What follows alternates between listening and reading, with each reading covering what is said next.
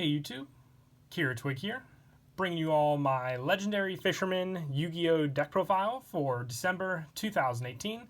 I've been wanting to do a deck profile on the Legendary Fisherman series for quite some time now. I know a lot of you have also requested this deck profile, and I just really, had to get around to it. There are other decks I wanted to build, but this one finally came up on the list as one I really wanted to see released out for the deck profile. The whole point of the deck is just to revolve around the Legendary Fisherman and all the support he's gained through his different forms, and the card Umi with all the different spells and traps that also work with it. So it's a water deck that I think is a lot of fun and a lot of potential as well to be pretty hard for your opponent to get around. So let's go ahead and get started with the deck profile.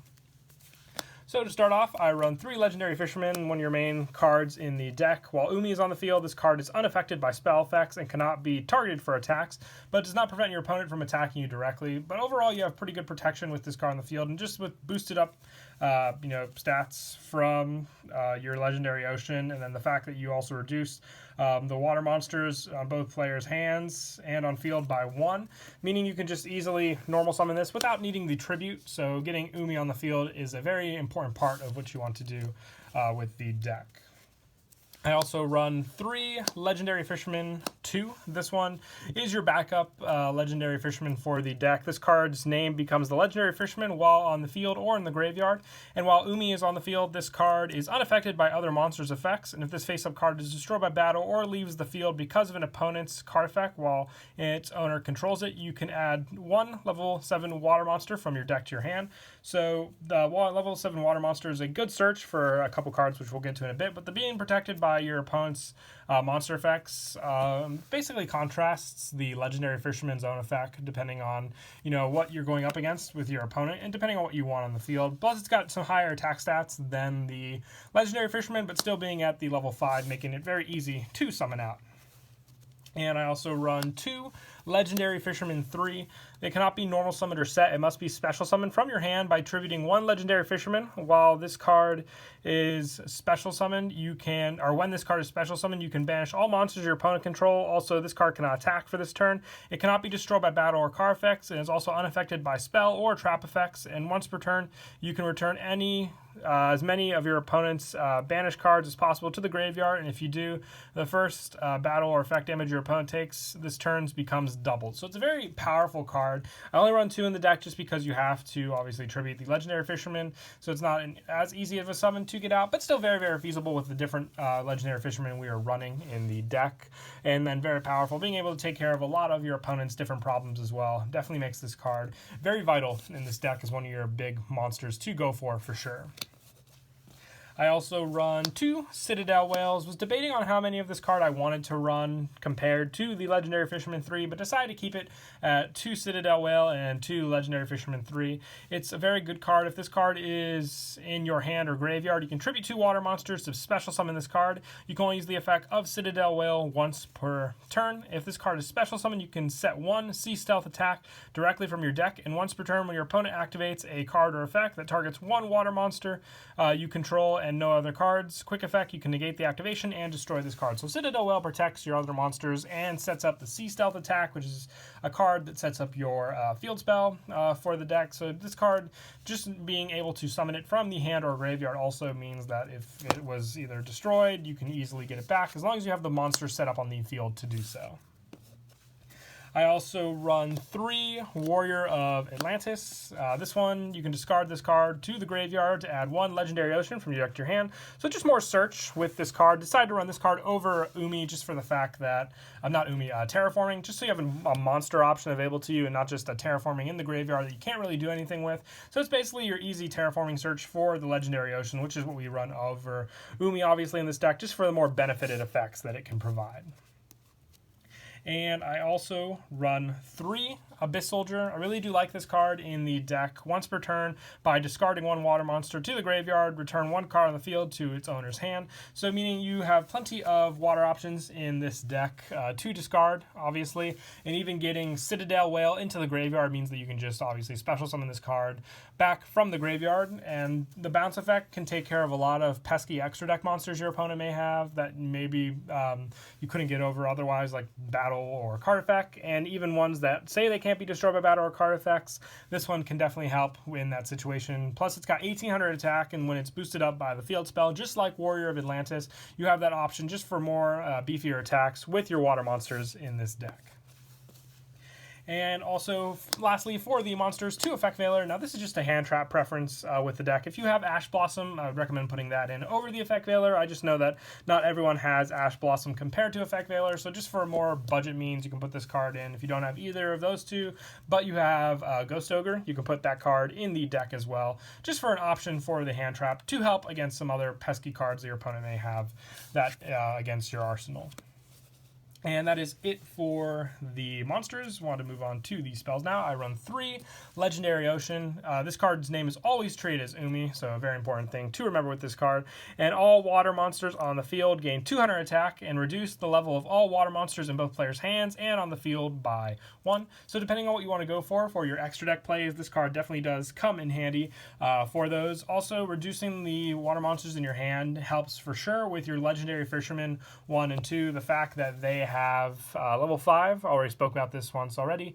Dropping them down to 4 means that you can just normal summon them out, not having to worry about a tribute summon, and the fact that they don't really benefit at all from a tribute summon altogether means that you don't need to tribute summon them out, like some of the other decks with their monsters requiring to be tribute summoned to gain the effect. You just want to get Legendary Fisherman out to the field as fast as possible to make use of with all your cards. I also run 2 Rage of Karyushin. If Umi is on the field, you target monsters your opponent controls up to the number of water monsters you control whose original levels are 5 or higher. Destroy them, and if you do, the zones they were in cannot be used until the end of the next turn. You can only activate 1 Rage of Karyushin once per turn. So you have options for destruction with this card up to you control. So you target monsters whose original levels, so very easy to take care of a lot of your opponent's problems with this quick play spell card as well. So an easy set on the field, then activate as long as you have, like I said, your Legendary Fisherman on the field or any of its counterparts as well. So very vital just to take care of problems, and then being able to take care of those monster zones just really puts a hindrance on your opponent for sure for what they can do. I also run 2 Moray of Greed, just shuffling back 2 water monsters to draw 3 cards makes up for the Moray of Greed. And then also if you just had maybe some monsters in your hand that you couldn't really rely on, like if you open up Legendary Fisherman 3 and Citadel Whale without any of the other Legendary Fishermans to use, and just shuffle them back and then hopefully draw into ones that you can better make use of. I also run 2 Feast of the Wild level 5. You special summon up to 2 level 5 warrior monsters from your hand and or graveyard, but their effects are negated. Also, they cannot attack. So very easy since Legendary Fisherman 1 and 2 are both warrior monsters. Their effects are negated. Also, they cannot attack, but you can definitely use them for extra deck plays. So I definitely like running this card in the deck. It doesn't really help with any of the other monsters since they have to be level 5 warrior monsters, but they're a big part of the deck that you definitely want to make use of this card with them in the deck for sure. I also run 2 Instant Fusion. This card just definitely does come in handy with your fusion option for the deck, which is Sea Monster of Theseus. It's a tuner monster, meaning you have synchro options, and it's also a level 5 water monster that you can use with some of your other plays as well. So Instant Fusion definitely does come in handy with the deck. I also run 1 Monster Reborn just for the special summon back from the graveyard for some vital monsters, especially if you need to reach that monster count. With Citadel Whale, Monster Reborn, and Instant Fusion definitely do come in handy there. And lastly, for these spells, I run Dark Hole just because Legendary Fisherman is unaffected by spells, so you have options of just keeping him on the field. If you want Regeki, you can run that card obviously over it since it takes care of the whole problem of not hitting your monsters. But for more easier cards to gain hold of, Dark Hole, like I said, with the unaffected monsters in the deck definitely does help as well.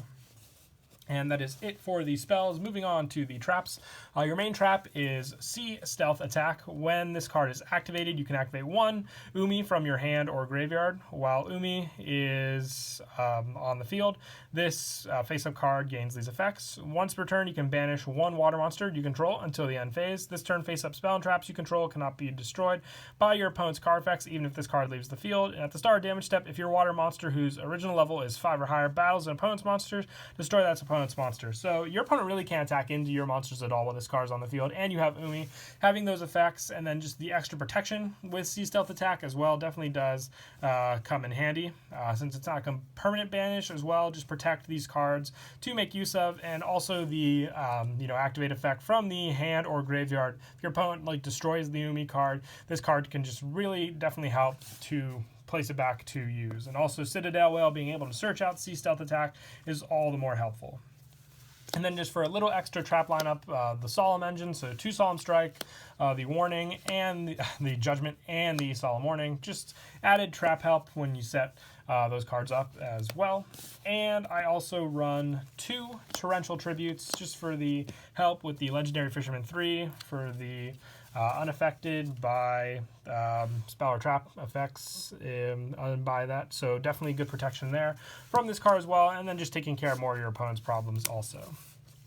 And that is it for the main deck. We'll now move on to the extra. I run 2 Mistar Boys, easiest Link monster, or Link 2 monster to make in the deck, since you just need 2 water monsters. So being able to recycle your water monsters from the graveyard as well, and then overall just boosting them up with the Legendary Ocean as well on the field is definitely helpful for sure. For some other Link 2 options, I run 1 Nightmare Cerberus and 1 Nightmare Phoenix, as well as 1 Underclock Taker, just for other Link 2 options, maybe sometimes with the Hand Trap Effect Veiler, or if you just need the destruction capability or the boost up, that definitely does help. And also 1 Topologic Trisbana and 1 Borreload to finish off the more powerful Link monsters to run in the deck. And then for the Exceed monsters, I run 1 number 101 Silent on our Arc, 1 number 41, 1 Abyss Dweller, and 1 Super Quantal Mech Beast Grimpulse. Now the reason I run these level options is because of the fact that Legendary Ocean lowers the level of all water monsters in both players' hands or fields. So being able to lower your level 5 monsters down means you can go for the level 4 with them, but you also have some level 4 options in the deck, meaning they'll be dropped down to 3, so you want those Exceed options available to you when you can. And I also have the Sea Monster of Theseus. Now, I only have the 1, sadly, but I would run 2 Theseus in the deck instead of the Carbonella Warrior. For the instant fusion targets, I just want to have the 2 in the deck available to you to show what you could run. But this card definitely does come in handy for either synchro options or just the fact that you have that water monster on the field to make use of no matter which way you want. And then the water monster also being reduced by the level can help depending on what you want to go for. And I also run 1 Ancient Pixie Dragon. Excuse me. This one helps for the fact that your monster levels may be adjusted, but the field spell option with the Legendary Ocean for the destruction effect definitely does come in handy. But also, if you have like a level 4 monster on the field, and then you have your Theseus, that's the level 7 to go for right then and there. But if you have Theseus on the field and then one of your Legendary Fishermans, another synchro option you can go for is Psyframe Lord Omega, or if you have Scarlight Red Dragon Archfiend, you can go for that one, just for a level 8 synchro monster available to you in the deck. But that is it for the deck profile. I hope you all enjoyed the video. Once again, was definitely happy that I was finally able to finish the Legendary Fisherman deck for you all, and I hope you all enjoyed it. Until next time, please don't forget to leave a like and subscribe, and Kira Twig out.